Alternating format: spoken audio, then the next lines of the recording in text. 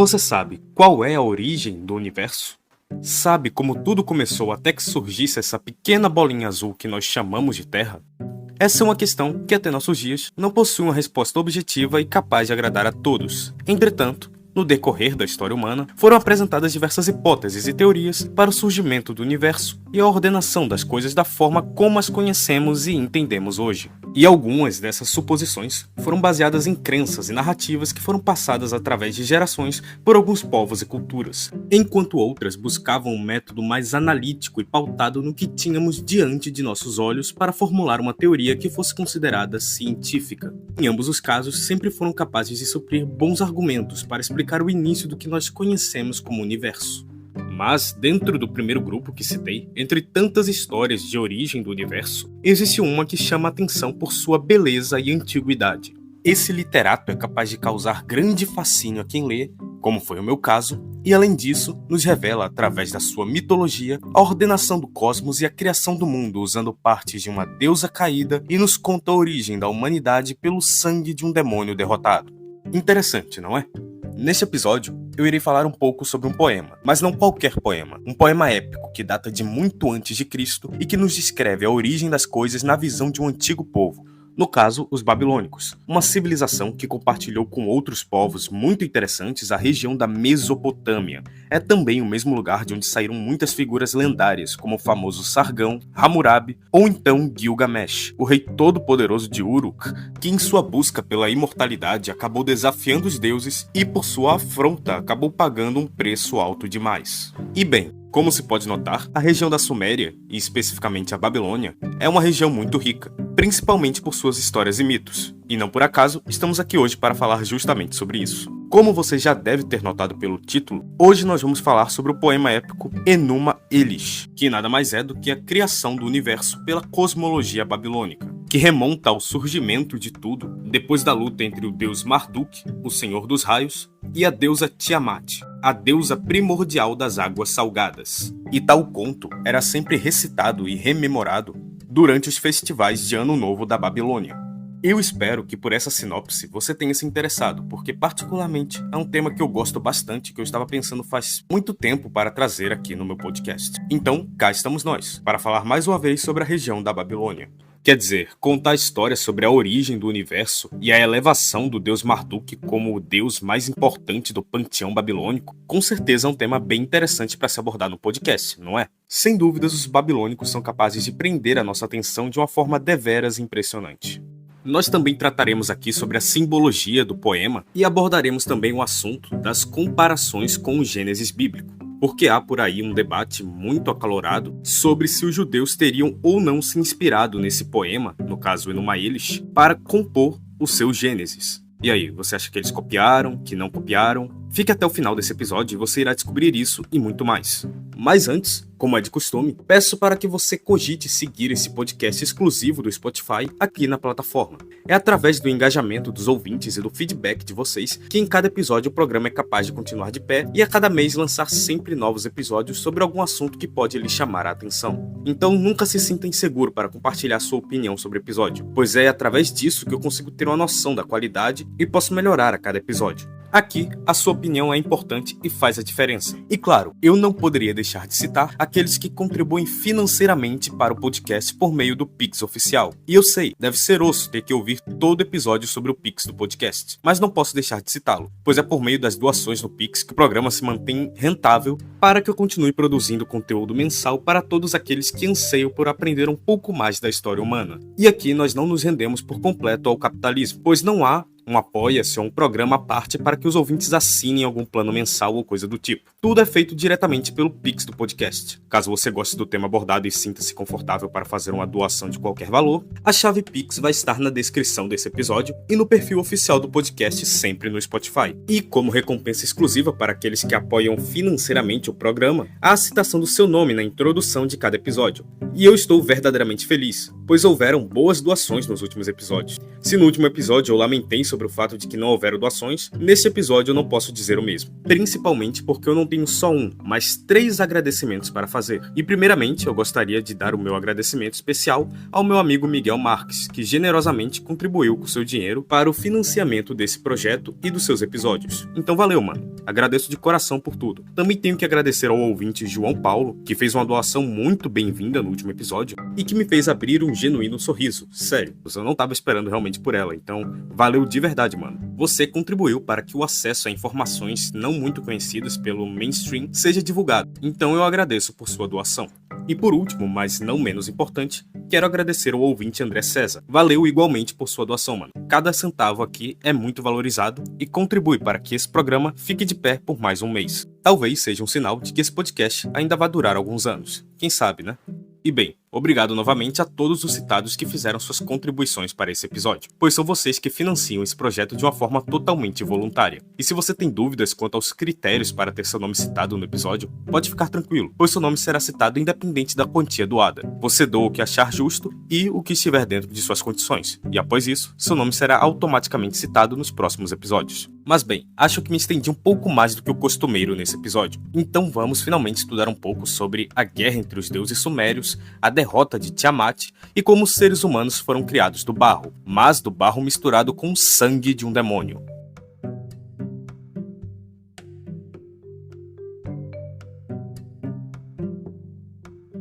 Quando no alto céu não era mencionado, e embaixo da terra ainda não tinha nome, e o primevo, Apsu, que os criou, e o caos, Tiamat, a mãe de ambos, as suas águas foram misturadas umas com as outras. Esse é o trecho inicial que inaugura a primeira tábua de argila do que é conhecido como Enuma Elish, o poema épico, cujo nome literalmente significa quando no alto, fazendo referência às primeiras palavras do poema, quando no alto céu, ou simplesmente quando no alto, e que nós temos acesso graças à Biblioteca de Nínive, também conhecida como Biblioteca de Assurbanipal, que trata de uma série de textos em escrita cuneiforme que datam a partir do século 7 antes da Era Comum. E nesse acervo de grandes escrituras da Babilônia, nós encontramos textos como a Epopeia de Gilgamesh e o próprio Enuma Elish.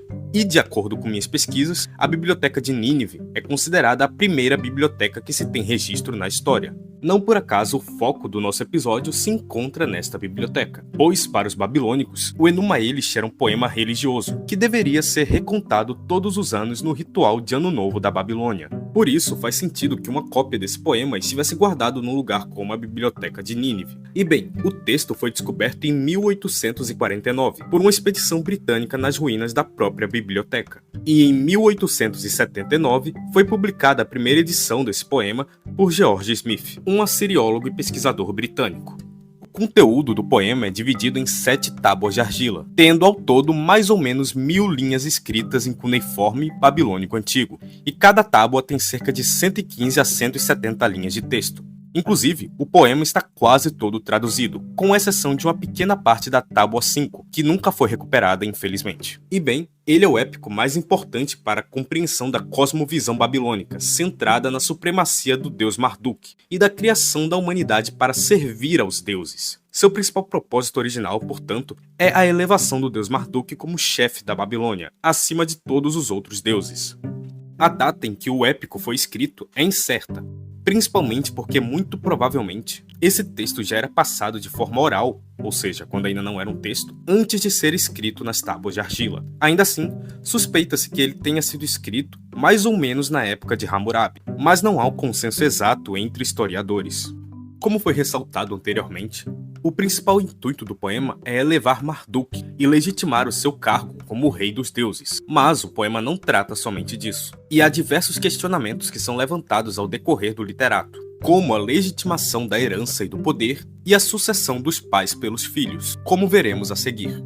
E tudo começa a partir da criação dos deuses nas águas primordiais do abismo. Nessas águas, na época que não tinha nenhum deus e nada era nomeado, existiam apenas 2 seres, o masculino Apsu, as águas doces do abismo, e a feminina Tiamat, as águas salgadas do caos. Aqui nós vemos uma dualidade que é muito presente em muitas religiões, que no caso é sempre a escolha da contraparte masculina e feminina como complementares. Tal dualidade é presente em muitas outras culturas, mas acho que se faz pertinente aqui fazer esse pequeno adendo. E bem, Apsu e Tiamat misturaram suas águas, e delas nasceram os deuses, os Anunnaki. E entre os Anunnaki surgiram a linha do horizonte do céu e da terra, Anshar e Kishar, que de si deram início a uma nova geração de deuses. Anu foi o primeiro deles, o deus primogênito, e depois surgiu Ea, o deus das águas doces que irrigava as lavouras. E assim se dá o início, com um completo vazio que é apenas permeado pelas águas de Apsu e Tiamat, que de si vão iniciar a criação dos deuses. Entretanto, as coisas não saem conforme o planejado, pois as novas gerações de deuses festejam e dançam, e fazem muito barulho enquanto se divertem. Tiamat, a mãe de todos os deuses, reclamou do barulho com Apsu. Apsu, então, tem uma ideia, decidindo tomar alguma atitude junto de seu principal confidente, Mumu. E o que Apsu propôs a Tiamat e a Mumu seria exterminar a sua prole, matar todos aqueles novos deuses que tanto incomodavam eles. Tiamat, como é de se esperar, entretanto, ficou ofendidíssima com a proposta, pois ela não poderia conceber que seus filhos fossem mortos daquela maneira. Ah, mal sabia ela, pois nem ela e nem Apsu poderiam saber que Ea havia descoberto os planos para exterminar os filhos. E Ea, temendo por sua vida, lança um encantamento contra Apsu e Mumu, os fazendo dormir. E enquanto eles dormem, Ea os mata e faz de Apsu a sua morada, a sua casa real. E neste seu novo palácio, ele se casa com Dankina.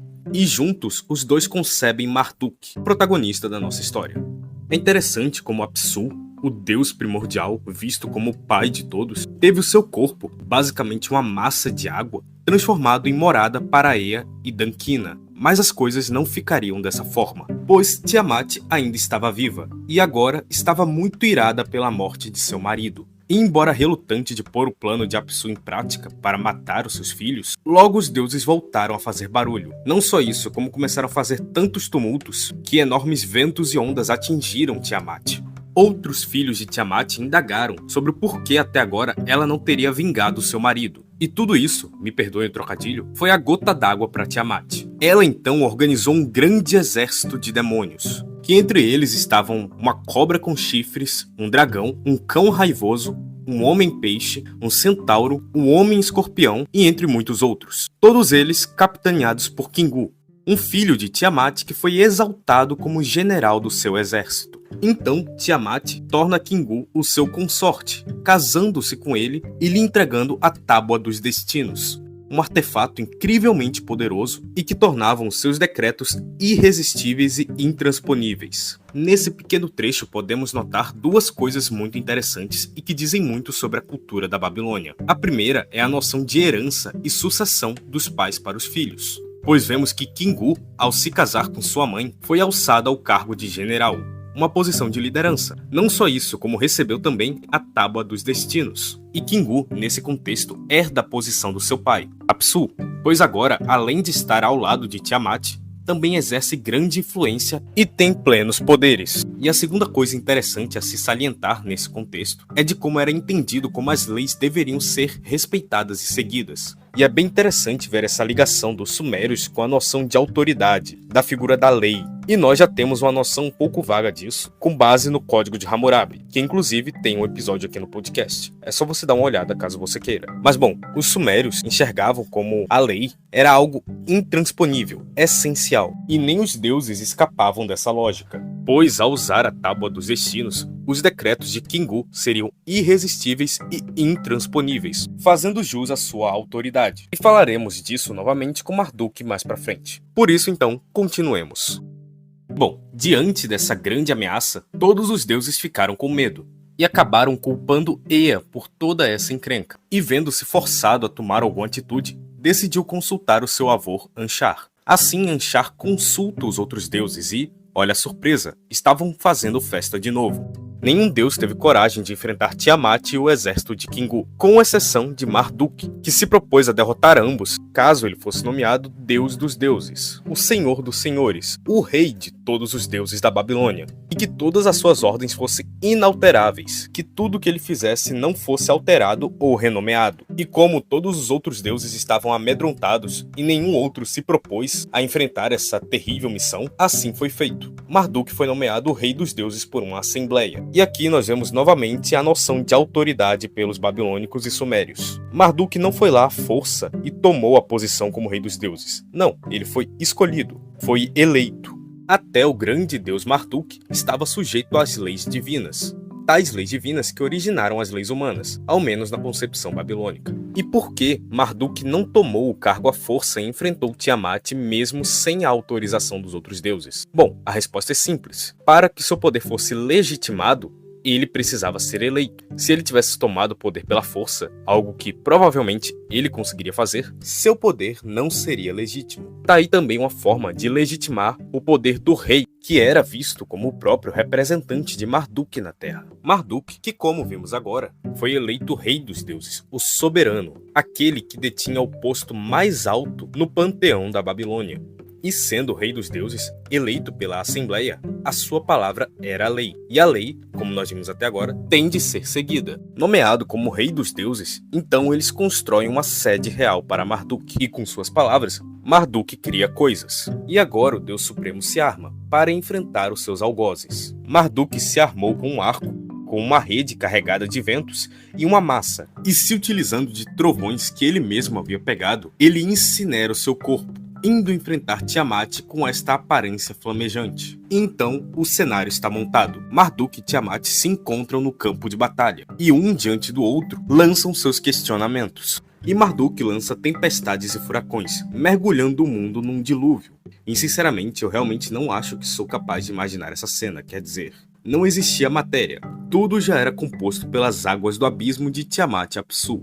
Então eu me pergunto o que tinha para inundar lá, se tudo era só água antes, né? Mas bem, prosseguindo com a história, Marduk lança ondas desse dilúvio contra Tiamat. Então a batalha se tem início. E em algum momento da batalha, Marduk lança sobre Tiamat a rede que continha todos os ventos. E aqui eu achei diversas versões, onde algumas diziam que os ventos da rede abriram a boca de Tiamat, outras diziam que Tiamat abriu a boca para se soltar da rede, e algumas até diziam que Tiamat abriu a boca para devorar Marduk. Mas bem, fato é que ela abriu a boca nesse momento. E foi esta a falha de Tiamat, pois aproveitando-se dessa brecha, Marduk lançou uma flecha que atravessou seu corpo completamente por dentro, a fazendo cair no chão. E bem, a flecha havia rasgado as entranhas de Tiamat e atingido seu coração. Deste modo, ela caiu já sem vida aos pés de Marduk.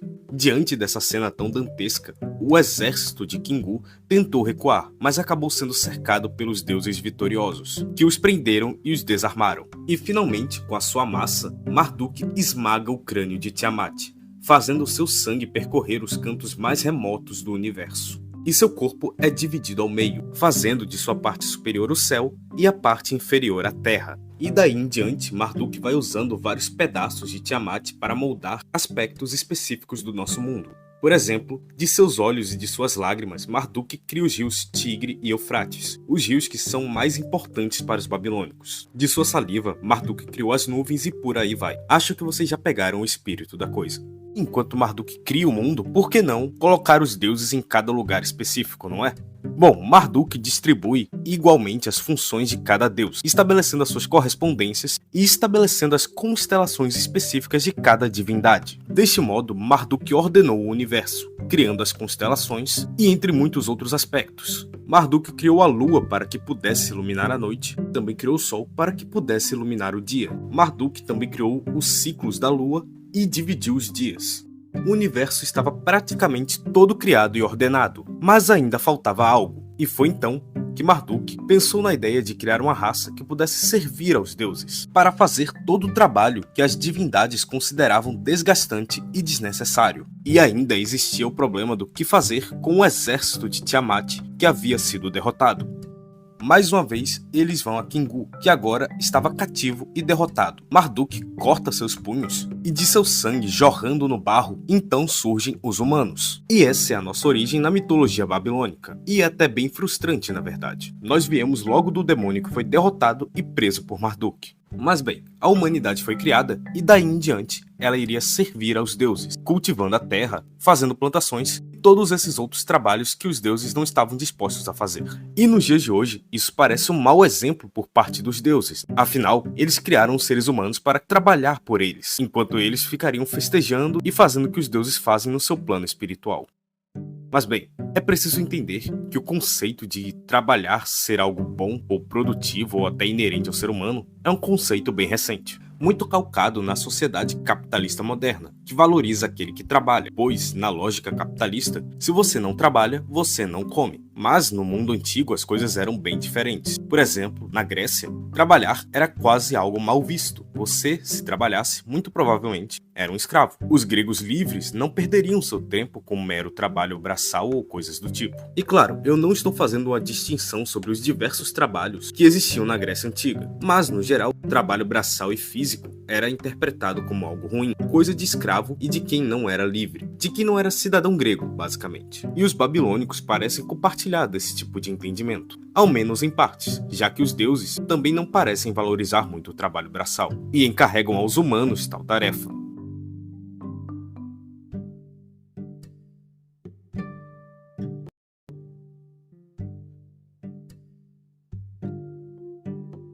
O universo havia sido criado.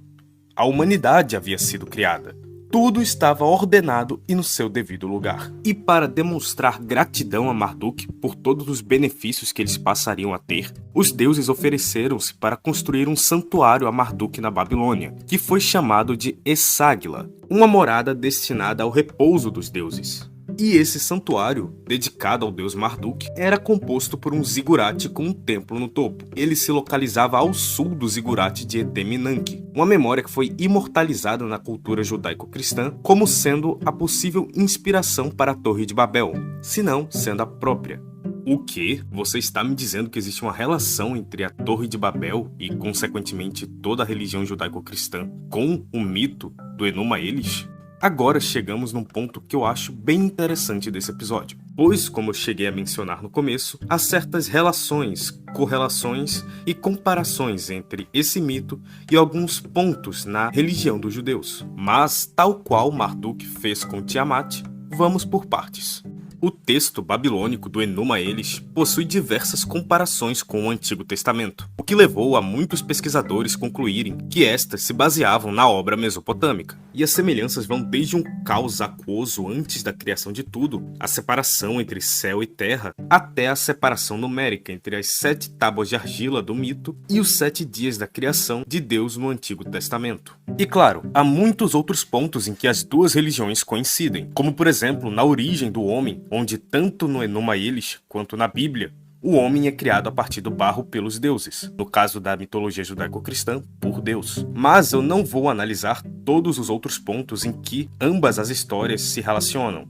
Pelo contrário, irei aqui também apresentar os pontos em que elas divergem, pois até mesmo em detalhes em que as histórias são supostamente parecidas, há diferenças cruciais na interpretação delas, como no próprio conceito de Deus, onde, na mitologia babilônica, os deuses não são exatamente eternos. Eles guerriam entre si e podem até ser mortos, como vimos com Apsu e Tiamat. E nesse sentido, os deuses não são imortais, diferentemente do deus bíblico, que é imortal, eterno e intransponível. E diferente dos deuses babilônicos que no Enuma Elish brigam entre si, são facilmente irritáveis e recorrem constantemente à violência, o deus judaico-cristão tem como sua maior qualidade a bondade divina. Claro, você pode me citar pontos no Antigo Testamento em que essa suposta bondade é questionável, mas estamos levando em consideração o contexto geral de ambas as religiões. Enquanto no Enuma Elish o universo é criado através de uma guerra entre os deuses, mais se assemelhando com a mitologia grega do que judaico-cristã nesse sentido, na Bíblia,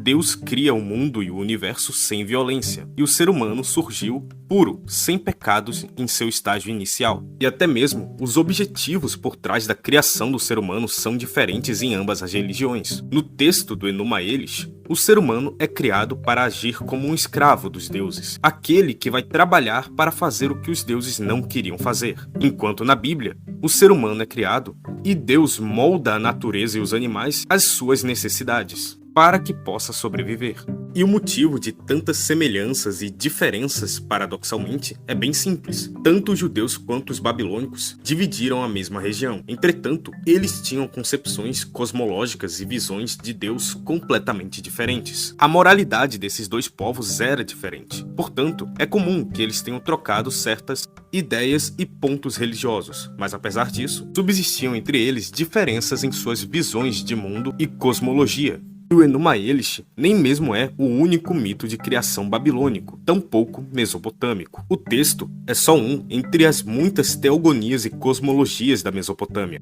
Os povos mesopotâmicos aparentemente não se preocupavam com as variadas versões e diferenças que existiam entre seus deuses e o seu mundo. O prólogo sumério de Gilgamesh, Enkidu e o Mundo dos Mortos apresenta outra versão.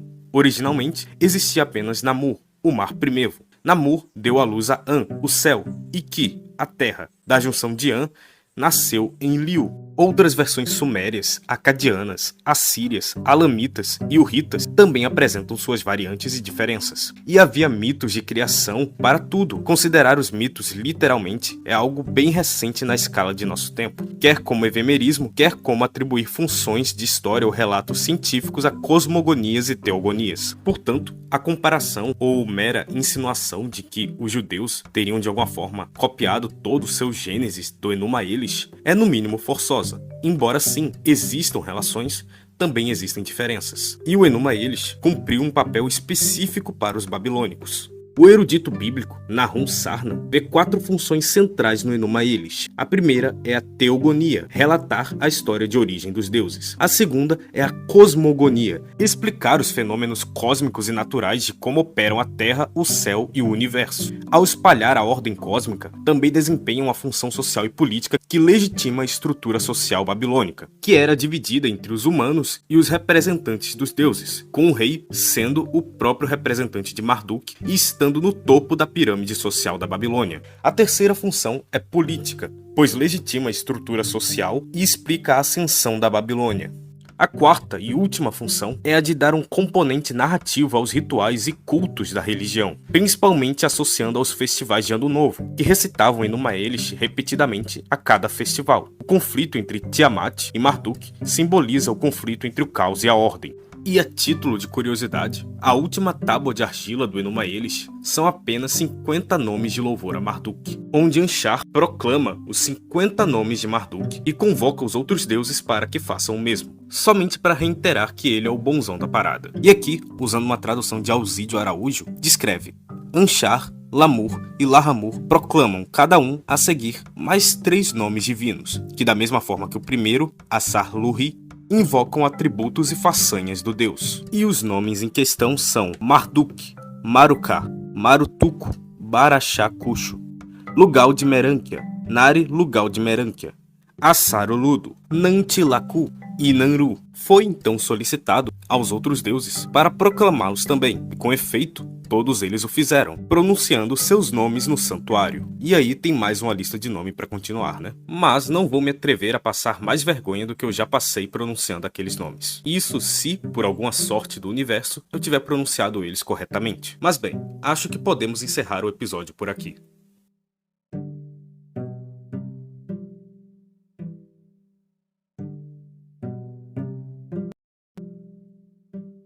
Muito obrigado por ter escutado esse episódio até o final. Caso você tenha gostado, cogite seguir o podcast no Spotify, ou então faça um comentário com uma avaliação positiva do episódio, ou sugerindo algum tema que eu possa trazer aqui.